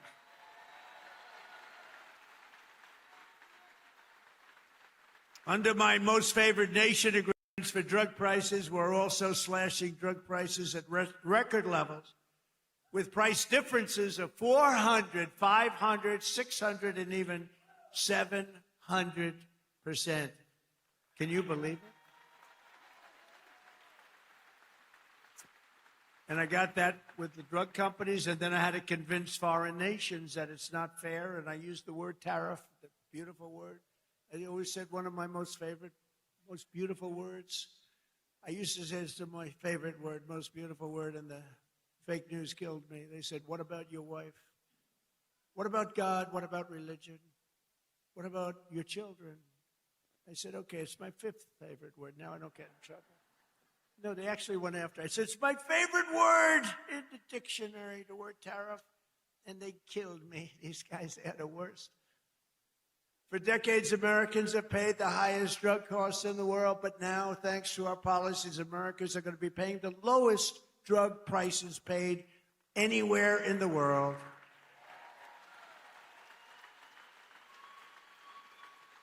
And these incredible price reductions are available right now at, and I did not name this. This was done by Dr. Oz and Bobby. Where's Oz? He's back with the patient. See, he stays with the patient. Where's Oz? Oz, is it true that I did not name this after myself? Okay, thank you. If he said no, he'd be out of here. No, he's done a great job. And is she okay, Oz? Good. Thank you. Great. Great job. She's okay.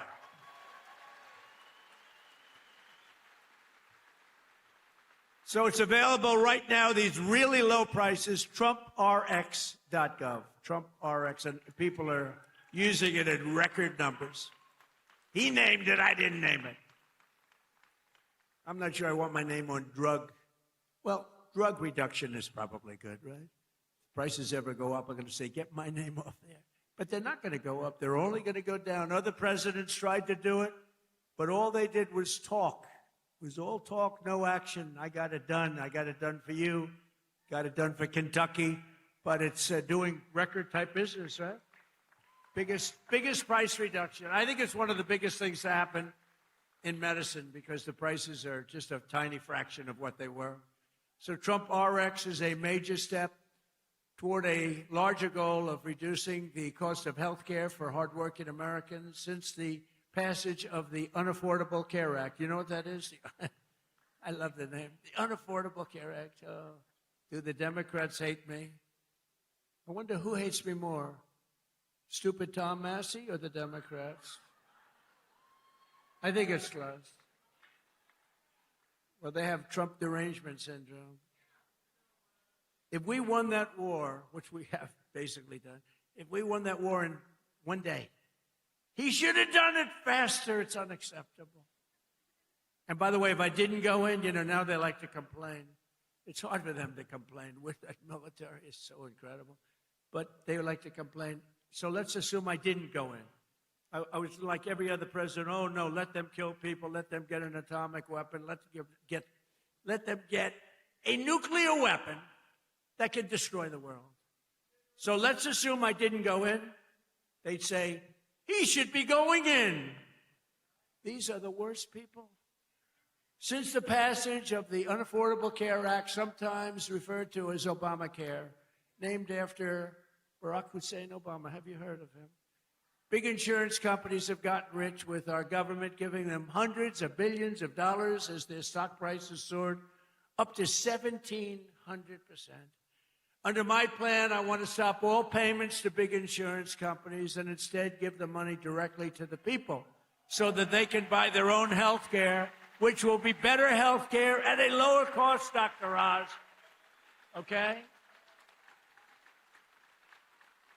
Billions, trillions of dollars a year, literally trillions, go to insurance companies, and you get rotten health care. Obamacare is a loser. It was meant for the insurance companies, and the insurance companies totally control the Democrats, not the Republicans.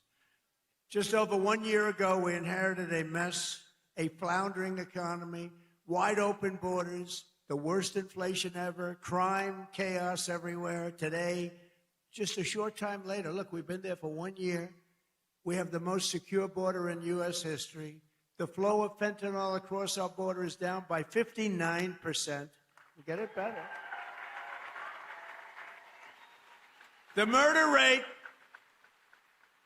just saw its single largest drop ever recorded, the lowest in 125 years, before my father, Fred, was born, before he was born. And that's despite the fact that we have a lot of people that shouldn't have been allowed in here that are murderers. Inflation is plummeting. Incomes are rising. The economy is roaring back. And America is respected again, perhaps respected like never before.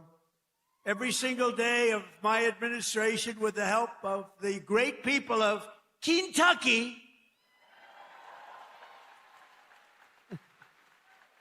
yeah, I love Kentucky. We will keep on working, and we will fight, fight, fight, and we will win, win, win. And together, we will make America powerful again, front row Joe. We will make America wealthy again. We will make America healthy again. We will make America strong, strong again, strong. We will make America proud again. We will make America safe again. And we will make America great again. Thank you, Kentucky. Thank you. Thank you very much. Thank you very much.